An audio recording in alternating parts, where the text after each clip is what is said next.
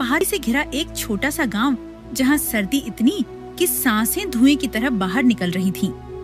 लोगों ने अपने घरों के दरवाजे तक नहीं खोले थे, पर एक आदमी था जो इस कड़ाके की ठंड में भी अपने छोटे से परिवार की उम्मीदें ढो रहा था। उसका नाम था रामदीन। रामदीन अपने फटे हुए मफलर को गले में कसता है। हे भगवान, आज भी कुछ किराया मिल जाए। बच्चों के लिए दूध ले जाना है, वरना वे क्या खाएंगे। रामदीन रिक्शा खींचते हुए सड़क पर चलता है। ठंड से उसकी उंगलियां सुन्न हो जाती हैं। तभी उसे सड़क पर कुछ स्कूल के बच्चे खड़े दिखाई देते हैं। बगल में उनके पिताजी भी खड़े थे। रामदीन रिक्शा रोकता है। बाबूजी, बच्चे को स्कूल ले चलूं? सवारी नहीं मिली क्या? भाई, इतनी ठंड में तुमसे रिक्शा ठीक से चलेगा भी? रहने दो, हम ऑटो ले लेंगे। ये सुन रामदीन के चेहरे पर गहरी चोट लगती है। ठीक है बाबूजी, जैसी आपकी मर्जी। वे लोग आगे बढ़ जाते हैं। रामदीन धीमे से रिक्शा पीछे मोड़ता है और थोड़ी दूर पर एक चाय के ठेले के पास रुकता है। वह ठंड से कांपते हुए हाथ आग सेंकता है। रामदीन भाई, चाय पी ले, फिर ताकत आए। नरेश भाई, उधार बहुत हो गया है। पहले पुराना हिसाब चुका दूं, फिर पी लूंगा। अरे यार, तू तो भाई है, लेना, ये ठंड जान ले लेगी। ठीक है, एक छोटा कप ही दे दे, बड़ा नहीं। नरेश चाय बढ़ाता है। रामदीन चाय की गर्माहट से खुद को संभालता है। तभी अचानक एक युवती मोटा कोट पहने वहाँ आती है। उसके हाथ में भारी बैग था। काका, स्टेशन तक जाना है, रिक्शा ले चलोगे? रामदीन चौंकता है। आखिर उसे पहली सवारी मिल गई थी। हाँ बिटिया, क्यों नहीं, बैठो, अभी चल देता हूँ। युवती रिक्शे पर बैठती है। रिक्शा धीमी गति से चल देता है। रामदीन का शरीर ठंड से कांप रहा था, पर वह तेजी से पैडल मारता है। काका, आप ठीक हो? आपको तो बहुत ठंड लग रही होगी। ठंड तो सबको लगती है बिटिया, बस आपके स्टेशन पहुँचने की फिक्र है। नहीं काका, अपनी सेहत की भी सोचिए। रामदीन कुछ नहीं बोलता, बस पैडल तेज कर देता है। स्टेशन के बाहर पहुंचते ही युवती उतरती है और पैसे निकालती है। काका, कितने रुपए हुए? बस 20 रुपए दे दो बिटिया। युवती चौंक जाती है। इतनी सर्दी में इतना भारी सामान और सिर्फ 20 रुपए? नहीं काका, आपकी मेहनत की कीमत इससे ज्यादा है। वह 100 का नोट देती है। रामदीन नोट वापस करने लगता है। न बिटिया, इतना नहीं, सिर्फ 20 रुपए दो। आप ईमानदार हैं काका, ये आपकी मेहनत का हक है, रख लीजिए। रामदीन की आंखें नम हो जाती हैं। भगवान तुम्हें हमेशा खुश रखे बेटी। युवती मुस्कुराती है और हाथ जोड़कर विदा लेती है। स्टेशन से लौटते समय हवा और भी तेज चलने लगी थी। रामदीन का मुंह लाल हो चुका था। वह धीरे धीरे कांपता हुआ आगे बढ़ता है। रामदीन जैसे अपनी गली की ओर मुड़ता है, उसे वहाँ एक बूढ़ी औरत एक बच्चे के साथ हाथ सेंकती हुई मिलती है। वह बच्चा बहुत जोर से खांस रहा था। अम्मा, ये इसे कैसी खांसी है? क्या बताएं बेटा, 3 दिन से बुखार है, दवाई के पैसे नहीं हैं। 1 मिनट अम्मा। वह जेब में हाथ डालकर स्टेशन वाली लड़की के दिए हुए 100 रुपए निकालता है। उसमें से 20 रुपए देता है। अम्मा, ये ले जाओ, बच्चे को दवाई दिला देना। अरे नहीं बेटा, आपके घर में भी तो बच्चे हैं। बच्चे सबके एक जैसे होते हैं अम्मा, ले जाओ। इसके बाद वह अपने घर पहुंचता है।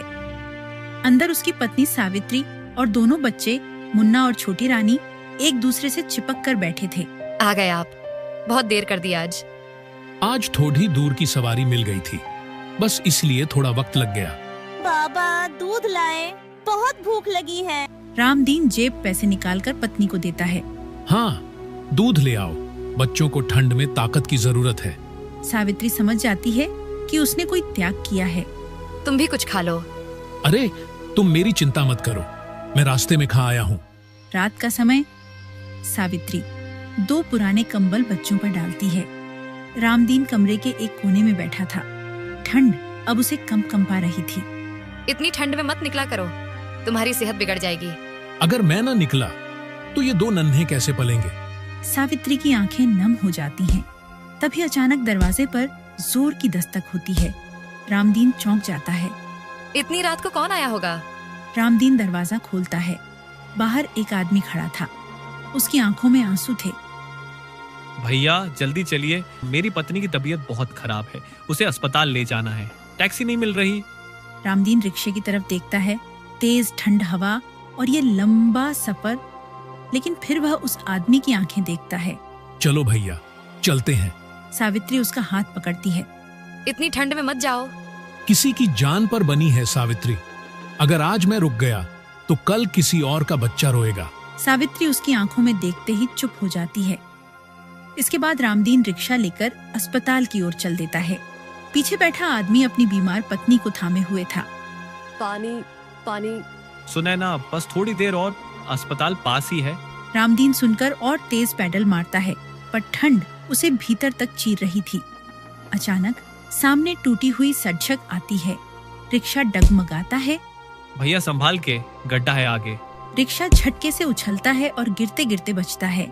माफ करना भैया, पर रुका तो भाभी को देर हो जाएगी। वह बिना रुके फिर पैडल मारता रहता है। अचानक सड़क पर पुलिस की जीप आकर रुकती है। रात के 11 बजे कहाँ ले जा रहा है रिक्शा? कर्फ्यू लगा है इस इलाके में। साहब, मेरी पत्नी की हालत खराब है, अस्पताल ले जा रहे हैं। सिपाही बीमार औरत को देखता है। अरे ये तो बहुत बुरे हाल में है, रुको हम गाड़ी से छोड़ देते हैं। साहब आपका धन्यवाद, पर भाभी रिक्शे में ही आराम से बैठी हैं। अगर आप रास्ता साफ करा दें तो हम जल्दी पहुंच जाएंगे। सिपाही उसकी हिम्मत देखकर चुप हो जाता है। ठीक है, तुम आगे आगे चलो, हम पीछे से रोशनी देंगे। अब रिक्शा पुलिस की जीप की रोशनी में तेजी से आगे बढ़ रहा था। कुछ समय बाद रिक्शा अस्पताल के गेट तक पहुंचाता है। अस्पताल के स्टाफ दौड़कर औरत को स्ट्रेचर पर ले जाते हैं। कुछ समय बाद डॉक्टर बाहर आते हैं। अगर आप 5 मिनट देर कर देते तो मरीज नहीं बचती। जो रिक्शे वाला इन्हें इतनी ठंड में लाया, उसने आज एक जान बचाई है। आदमी दौड़कर रामदीन के पास जाता है। भैया, तुमने आज मेरी पत्नी नहीं, मेरी पूरी दुनिया बचा ली। हम भी तो इंसान हैं भैया, इंसानियत न निभाए तो इंसान किस बात के। डॉक्टर और आदमी रामदीन का शुक्रिया अदा करते हैं, लेकिन जैसे ही सब शांत होता है, रामदीन की टांगें कांपने लगती हैं। वह जमीन पर गिर पड़ता है। भैया, अरे डॉक्टर साहब जल्दी आइए, रिक्शे वाले भैया को कुछ हो गया है। रामदीन को स्ट्रेचर पर लेटाया जाता है। इसका शरीर ठंड से सुन्न हो चुका है। हमें तुरंत स्पेशल दवाइयों की जरूरत है, लेकिन खर्चा बहुत आएगा। डॉक्टर साहब, पैसे की चिंता मत कीजिए, जो भी लगेगा मैं दूंगा, बस आप इन्हें बचा लीजिए। डॉक्टर इलाज शुरू कर देते हैं। कुछ समय बाद दोनों की हालात ठीक हो जाती है। इसके बाद आदमी और पुलिस वाला रामदीन के घर पहुंचते हैं और दरवाजा खटखटाते हैं। सावित्री दौड़कर दरवाजा खोलती है। क्या हुआ? भाभी जी, आपके पति ठंड में बहुत बीमार हो गए थे। हे भगवान, मैंने तो मना किया था कि रात में मत जाना। कोई बात नहीं, अब इनकी तबीयत ठीक है, इनका ध्यान रखो। इसके बाद रामदीन की पत्नी उसे बिस्तर पर लेटा देती है। सुनो जी, आज से रिक्शा चलाना बंद कर दीजिए। अगर आप इसी तरह ठंड में निकलते रहे तो आपकी जान को खतरा हो सकता है। मैं अब तुम्हें रिक्शा नहीं चलाने दूंगी। सावित्री, अगर मैं रिक्शा नहीं चलाऊंगा तो हमारा गुजारा कैसे होगा? इस तरह तो हमारे बच्चे भूखे मर जाएंगे। अब चिंता मत करिए जी, मेरे दिमाग में एक योजना है। कौन सी योजना? आप तो जानते हैं कि मैं कितने स्वादिष्ट समोसे बनाती हूँ, और ठंड भी इतनी पड़ रही है, लोग गरम गरम समोसे हाथों हाथ खरीदेंगे। अब यही हमारा नया काम होगा। तुम्हारा दिमाग सच में तेज है सावित्री, पर समोसे बनाने के लिए जो सामान आएगा उसके लिए पैसे कहाँ हैं? अब चिंता मत कीजिए, मैंने कुछ पैसे बचा कर रखे थे, बाकी आप सेठ से उधार ले आओ। उन्हें बोल देना, जैसे ही कमाई शुरू होगी धीरे धीरे चुका देंगे। ठीक है, पर बाहर बारिश बहुत तेज है, रुक जाने दो, सुबह ही जाऊंगा, तब तक मेरी तबीयत और ठीक हो जाएगी। दोनों अंगीठी के पास बैठकर हाथ सेंकते हैं, फिर सो जाते हैं। अगली सुबह रामदीन मन में आशा लिए सेठ के घर पहुंचता है। सेठ अपने नौकर पर चिल्ला रहा था। हमें निकम्मे, 3 बार बोला था सामान सही रखना, मेरी बात तुम्हारे कानों तक पहुंचती नहीं क्या? इतने में सेठ की नजर रामदीन पर पड़ती है। अरे रामदीन, आओ कैसे आना हुआ?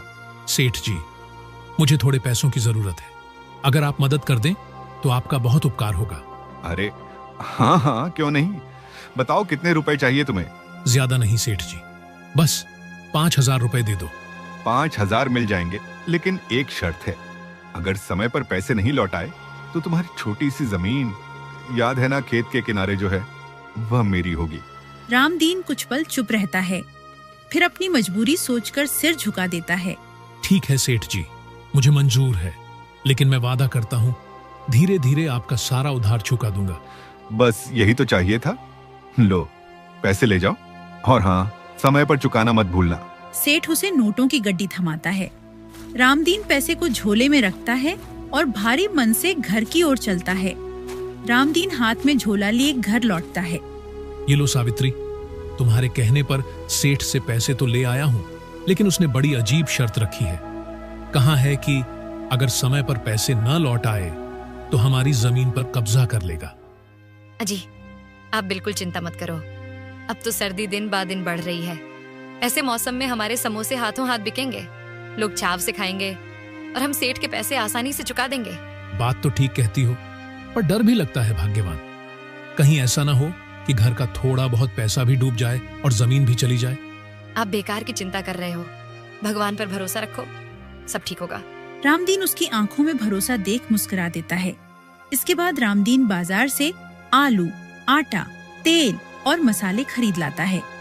सावित्री चूल्हे के पास बैठकर गरम गरम समोसे तलती है। लो जी, समोसे तैयार हो गए। वह समोसे टोकरी में बड़े प्यार से रखती है और रामदीन को सौंपती है। रामदीन टोकरी सिर पर रखकर गलियों में घूमता है। समोसे ले लो भाई, गरम गरम समोसे, समोसे ऐसे जिनका स्वाद कभी भूल न पाओगे। आओ भैया, आओ बहना, गरम गरम समोसे खाओ। तभी एक औरत उसके पास रुकती है। अरे भैया, ये समोसे तो देखने में ही स्वादिष्ट लग रहे हैं, कितने के दे रहे हो? बस 5 रुपए का एक, बहन जी, बताइए कितने दूं? चलो ठीक है, 5 दे दो। रामदीन समोसे देता है। औरत एक समोसा खाती है और खुश हो जाती है। वाह, बहुत बढ़िया बनाए हैं भाभी ने, अगली बार फिर से लूंगी भैया। रामदीन के चेहरे पर पहली उम्मीद की चमक आती है। वह पैसे लेकर चौपाल पर पहुंचता है। समोसे ले लो, गर्मा गर्म समोसे। गांव के कई आदमी और औरतें उसके आसपास आ जाते हैं। अरे वाह, क्या स्वाद है, बहुत दिनों बाद इतना बढ़िया समोसा खाया। धीरे धीरे सारी टोकरी खाली हो जाती है। रामदीन का चेहरा खुशी से दमक जाता है। शाम को रामदीन थका हुआ लेकिन बेहद खुश होकर घर में प्रवेश करता है। अरे सावित्री, जरा एक गिलास पानी देना, बहुत प्यास लगी है। अभिलाई जी, पर ये बताइए, समोसे बिके या नहीं? रामदीन मजाक करते हुए बोलता है। नहीं सावित्री, आज तो एक भी समोसा नहीं बिका। क्या? इसका मतलब आप सही कह रहे थे, हमारे समोसे कोई नहीं खरीदेगा। अब हम क्या करेंगे जी? हमारा तो सारा पैसा डूब गया। सावित्री रोने लगती है। तभी रामदीन हंस देता है। अरे ओ भाग्यवान, निराश क्यों होती हो? हमारे सारे समोसे बिक गए हैं। सच्ची? एक भी समोसा नहीं बचा? अरे हाँ, लोगों को समोसे इतने पसंद आए कि सबने झट से खरीद लिए। रामदीन अपनी जेब से नोट निकालकर सावित्री को देता है। सावित्री की आंखें खुशी से भर आती हैं। लो, ये पैसे संभाल कर रखो, इन्हीं से हम अनाज भी ले लेंगे और बच्चों के लिए नए कपड़े भी। इसके बाद सावित्री उन पैसों को संभालकर अलमारी में रख देती है। अगली सुबह सावित्री फिर से ताजा ताजा समोसे बनती है। लो जी, आज के ताजा समोसे, भगवान करे आज भी सब बिक जाए। देखना, आज तो और जल्दी बिकेंगे। रामदीन फिर से समोसों की टोकरी लेकर गांव की ओर निकल जाता है। वह फिर से आवाज लगाता है। समोसे ले लो भाई, समोसे, गर्मा गर्म समोसे, जो एक बार खाएगा मेरे समोसों का स्वाद भूल नहीं पाएगा। तभी गांव का एक आदमी उसके पास आकर रुक जाता है। अरे सुनो रामदीन, हमने सुना है कि तुम्हारे समोसे बहुत स्वादिष्ट है, जरा 50 रुपए के दे दो, मैं भी तो छक्कर देखूं, आखिर ऐसा क्या है तुम्हारे समोसों में? क्यों नहीं जी, अभी देता हूँ। वह आदमी समोसे छकते ही खिल उठता है। वाह, सच में बढ़िया स्वाद है। रामदीन पैसे लेकर चौपाल की ओर बढ़ता है। आज भी चौपाल पर भीड़ जुट जाती है। रामदीन, जल्दी दो भाई, हम देर से आए हैं, कहीं समोसे खत्म ना हो जाएं। कुछ देर में टोकरी पूरी तरह खाली हो जाती है। रामदीन खुशी से घर लौटता है। सुनो सावित्री, हमारे समोसे तो गांव की शान बन गए हैं। मैं गांव में पहुंचता ही हूँ और बस कुछ ही देर में सब बिक जाते हैं। भगवान तेरा लाख लाख शुक्र है। सुनो जी, अब हमें और ज्यादा समोसे बनाने होंगे, इससे हमारी आमदनी और बढ़ेगी। अगले दिन रामदीन अपना पुराना रिक्शा धकेल कर एक दुकानदार के पास पहुंचता है।